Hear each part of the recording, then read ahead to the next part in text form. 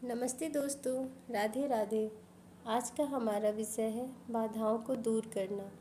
बाधाओं को दूर करके आगे बढ़ने वाले लोग उन लोगों की तुलना में अधिक सुरक्षित होते हैं जिन्होंने कभी उनका सामना ही नहीं किया। हम सभी को कभी न कभी दिक्कतों का सामना करना ही पड़ता है। उनकी वजह से कई बार हम मायूस हो जाते हैं। निराशाओं का सामना सबको करना पड़ता है, पर जीतने वाले हताश नहीं होते। ऐसे हालात का जवाब दृढ़ता ही है। एक अंग्रेजी कहावत है, शांत समुद्र में नाविक कुशल नहीं बन पाते। बाद में आसान लगने वाली सारी चीज़ें शुरू में मुश्किल ही लगती हैं। हम अपनी समस्याओं से मुंह नहीं चुरा सकते, केवल हारने वाले की कोशिश छोड़कर मैदान से हट जाते हैं। जो हारते हैं वो केवल कोशिश छोड़ देते हैं और अपने मैदान छोड़ देते हैं, तभी वो हारते हैं। अधिकतर लोग ठीक उस समय पर हार मान लेते हैं जब सफलता उन्हें मिलने ही वाली होती है। विजय रेखा बस एक कदम की दूरी पर होती है, तभी वे कोशिश बंद कर देते हैं। वे खेल के मैदान से अंतिम मिनट में हट जाते हैं, जबकि उस समय जीत का निशान उनसे केवल 1 फुट के फासले पर होता है। असली सफलता किसी काम को अच्छी तरह करने और अपने लक्ष्य को हासिल करने के एहसास से मापी जाती है। सफलता इस बात से नहीं मापी जाती कि हमने ज़िंदगी में कौन सा ओहदा हासिल किया है, बल्कि इस बात से मापी जाती है कि हमने वह मुकाम कितनी रुकावटों को दूर करके हासिल किया है। सफलता इस बात से भी नहीं मापी जाती कि हम जिंदगी में दूसरे लोगों की तुलना में कैसी उपलब्धियां हासिल कर रहे हैं, बल्कि इस बात से मापी जाती है कि हम अपनी क्षमताओं की तुलना में कितनी उपलब्धियां हासिल कर रहे हैं। सफल लोग अपने आप से मुकाबला करते हैं। वे अपना खुद का रिकॉर्ड बेहतर बनाते हैं और उसमें लगातार सुधार लाते रहते हैं। सफलता इस बात से नहीं मापी जाती कि हमने ज़िंदगी में कितनी ऊंचाई हासिल की है, बल्कि इस बात से मापी जाती है कि हम कितनी बार गिरकर उठे। सफलता का आकलन गिरकर उठने की क्षमता से ही किया जाता है। सफलता की हर कहानी महान असफलताओं की भी कहानी है।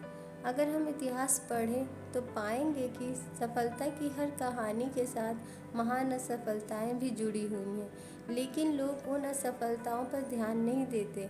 वे केवल नतीजों को देखते हैं और सोचते हैं कि उस आदमी ने क्या किस्मत पाई है, वह सही वक्त पर सही जगह रहा होगा। एक आदमी की ज़िंदगी की कहानी बड़ी मशहूर है। यह आदमी 21 साल की उम्र में व्यापार में नाकामयाब हो गया। 22 साल की उम्र में वह एक चुनाव हार गया। 24 साल की उम्र में उसे व्यापार में फिर असफलता मिली। 26 साल की उम्र में उसकी पत्नी मर गई। 27 साल की उम्र में उसका मानसिक संतुलन बिगड़ गया। 34 साल की उम्र में वह कांग्रेस का चुनाव हार गया। 45 साल की उम्र में उसे सीनेट के चुनाव में हार का सामना करना पड़ा। 47 साल की उम्र में वह उपराष्ट्रपति बनने में असफल रहा। 49 साल की उम्र में उसे सीनेट के एक और चुनाव में नाकामयाबी मिली और वही आदमी 52 साल की उम्र में अमेरिका का राष्ट्रपति चुना गया। वह आदमी अब्राहम लिंकन था। क्या आप लिंकन को असफल मानेंगे? वह शर्म से सिर झुकाकर मैदान से हट सकते थे और अपनी वकालत फिर शुरू कर सकते थे, लेकिन लिंकन ने हार केवल एक भटकाव थी। लिंकन के लिए हार केवल एक भटकाव थी, सफ़र का अंत नहीं। सफल लोग महान काम नहीं करते, बल्कि वे छोटे छोटे कामों को महान ढंग से करते हैं।